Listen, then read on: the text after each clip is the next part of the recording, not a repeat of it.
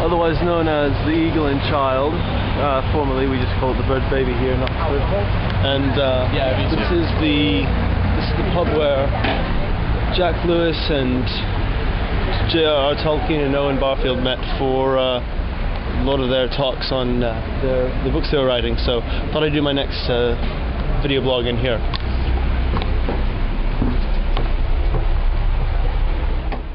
And welcome to the Eagle and Child. This is the pub where C.S. Lewis and Tolkien met, and this is one of the many places here in Oxford. And here you can get kind of a bit of a glimpse of the room. This is called the Rabbit Room. It's a picture of C.S. Lewis there on the wall, along with Tolkien. And yeah, it's a very nice, cozy room here. But yeah, I thought I'd just go ahead and do my next video blog here, since probably no better place to do it. But yeah, unfortunately this week we received word that filming on Voyage of the Dawn Treader has been bumped yet again. And this was, see, back in September, Narnia Weber Nightingale 7, she found a video interview where Georgie Henley said that filming for Voyage of the Dawn Treader wasn't going to start till spring 2009.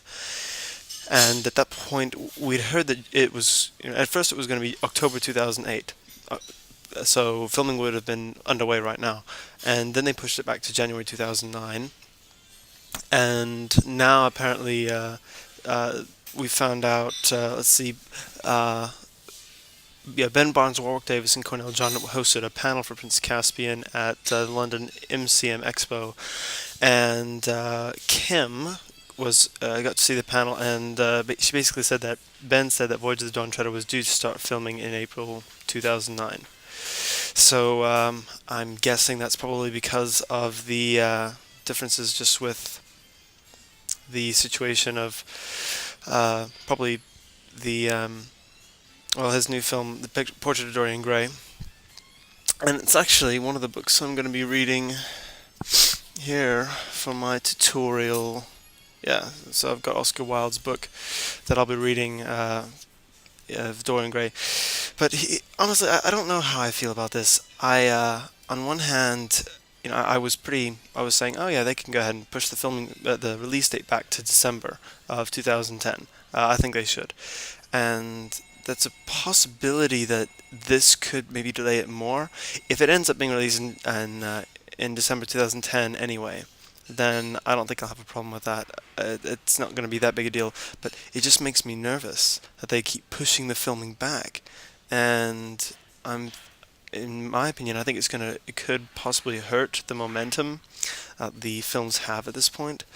I think that 2 years, it was actually, well, it would have been 2 years if Prince Caspian came out in Christmas 2007. It came out actually in May 2008, so I guess it would be 2.5 years, and that's a long time for sequels to wait in a series like this, where it's clearly going to be one film after another.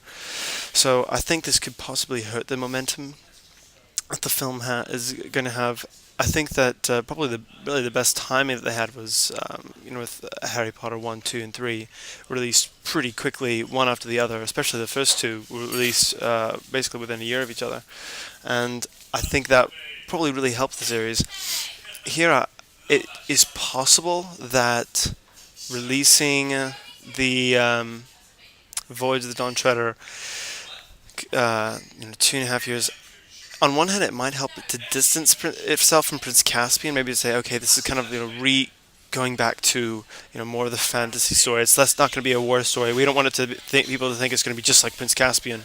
So it might help them to distance themselves from that, but you don't really want to distance yourself from your own franchise if you're doing a sequel. And I just feel very odd about the whole thing. It could help with the production. They might be able to have more time to do what's necessary, but I don't really see what.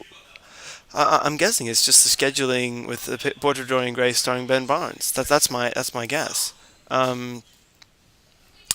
It's possible, I suppose, that the Oh my goodness, there's a picture of Joy Gresham on the wall. Huh. Yeah, this is such an amazing room. I'm sitting in the place where C.S. Lewis and Owen Barfield and J.R.R. Tolkien met. I'm trying to get some of my friends to get together to maybe discuss our papers and writings here. Call ourselves the Thinklings. But it's a fun place. I think it's been here since the 1650s, actually. Yeah. But no. Anyway, back to Voyage of the Dawn Treader. It could. It did occur to me that if Ben Barnes, for some, somehow becomes really well known for Portrait of Dorian Gray and does a really good job acting in that, it might help Voyage of the Dawn Treader. I don't see him suddenly emerging as an amazing star all of a sudden that everyone has to go see. And I don't think we want to depend on the fangirls for Voyage of the Dawn Treader's success. So I don't know. I mean, other than that, there's not really any news on the film. It's I mean, it gives them more time for production, pre-production. I mean, work on that. But no, we'll have to see. So that's basically all I have to say about it. Not much else going on. It does kind of throw my videos here for a loop because I was planning to do. I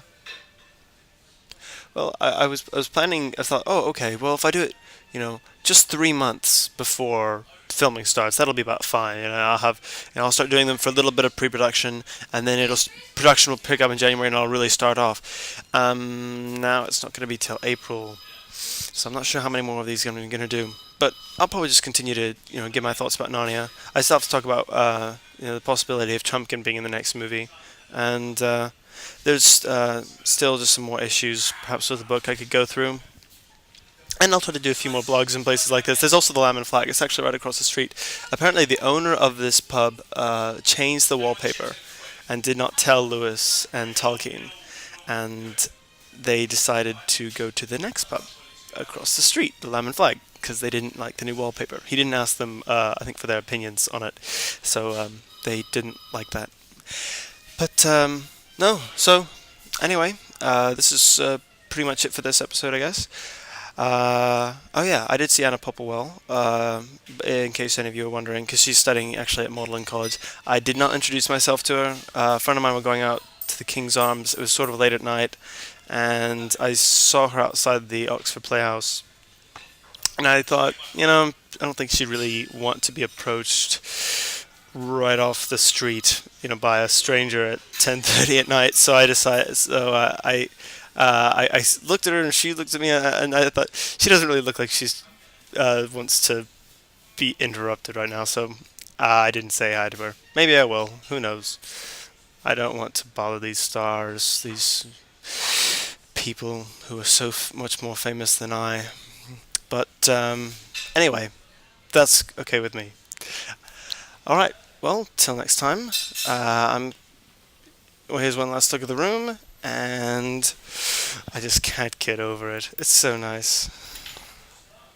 So maybe sometime in Lamb and Flag, maybe I'll do model in college. I like to do a video blog at modeling, but it's hard because I'm not a student there. I can't really get into the library or anything.